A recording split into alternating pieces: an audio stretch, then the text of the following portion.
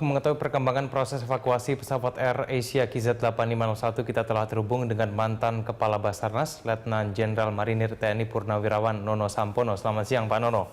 Selamat siang. Baik, Pak Nono, pengalaman Anda dalam melakukan berbagai macam penyelamatan ini sebetulnya seperti apa sih karakteristik dari perairan Pangkalan Bun atau Selat Karimata ini yang menjadi lokasi jatuhnya pesawat Air Asia KZ8501? Ya, setiap tempat lokasi laut selalu berbeda karakternya. Ya, kebetulan posisi itu walaupun dangkal, termasuk bagian dari Laut Jawa, tetapi kondisi arus dan gelombang di sana cukup menantang.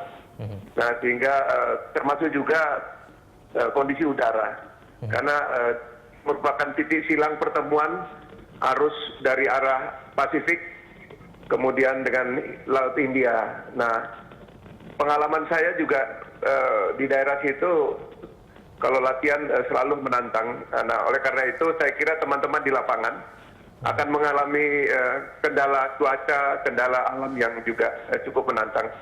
Tetapi saya kira dengan setelah diketemukannya lokasi secara agak pasti akan memudahkan proses pencarian.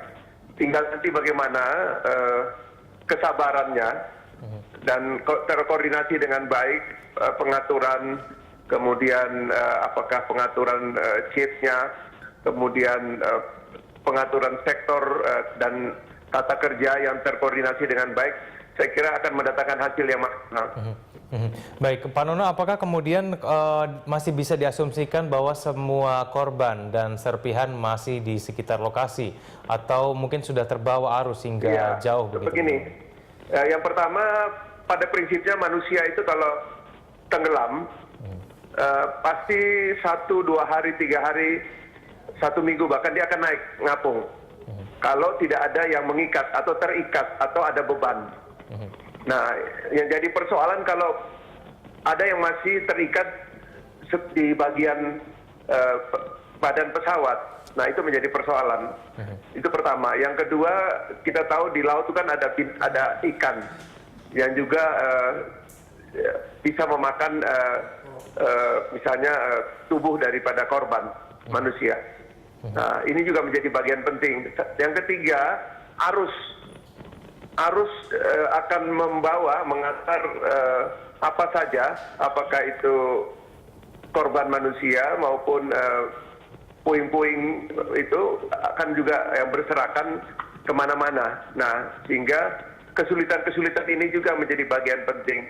Kemudian kondisi air yang keruh karena akibat dasar yang lumpur kan berbeda dengan karang dan pasir.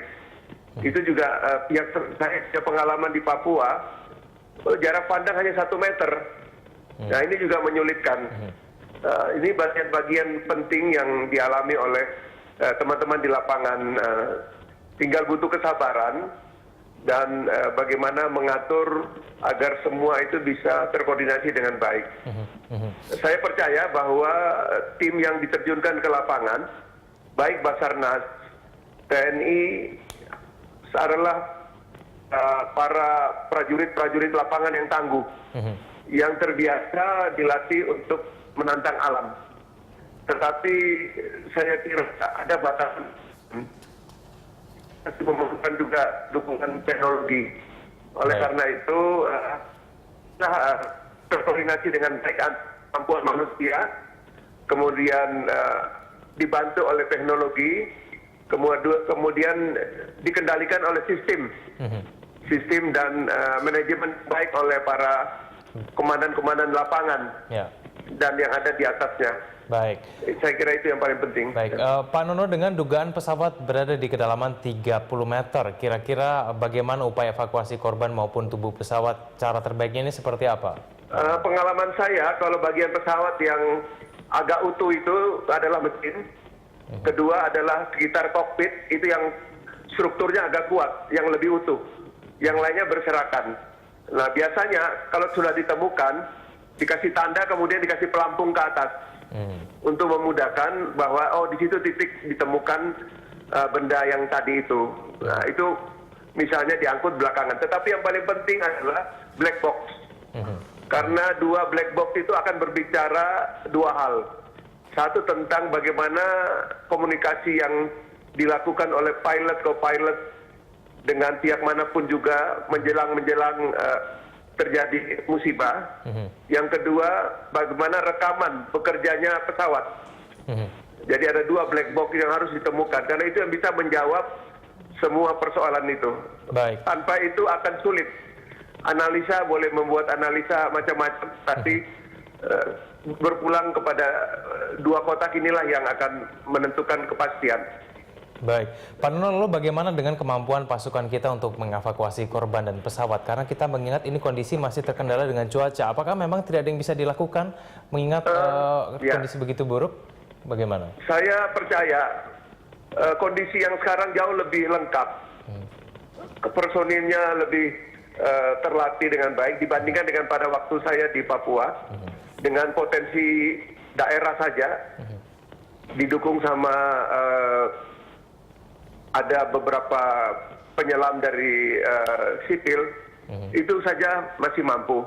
Dan saya percaya bahwa yang sekarang ini jauh lebih dari pada waktu saya hadapi dulu. Apakah kemudian ada teknologi dan juga peralatan yang mungkin dibutuhkan untuk kemudian membantu proses evakuasi, Pak? Jadi peralatan yang diperlukan pertama untuk mendeteksi. Kita sudah punya itu ya, Pak ya? Ada, marine detector, dan saya kira yang lain-lainnya sudah lengkap. Tinggal masalahnya nanti apakah pengaruh alam yang luar biasa yang misalnya arus. Bisa jadi dia mendorong sehingga menjadi jauh. Nah, oleh karena itu semua komponen termasuk masyarakat harus diberikan juga informasi agar mereka juga merasa terlibat atau dilibatkan. Baik. Karena waktu kami di sana juga masyarakat nelayan ikut terlibat. Baik, Pak Nuno, kemudian apakah bisa diperkirakan kira-kira upaya evakuasi ini akan berlangsung berapa lama mengingat ini sudah di musim penghujan begitu? Ya. Target dalam SOP-nya 1 minggu. Kemudian tahapan berikutnya sesuai kebutuhan. Nah, oleh karena itu saya kira apalagi dengan ada instruksi dari Presiden, dari pemerintah bahwa akan diteruskan operasi pencarian kapanpun selama itu dimungkinkan. Nah, saya kira batasan waktu tidak akan menjadi persoalan.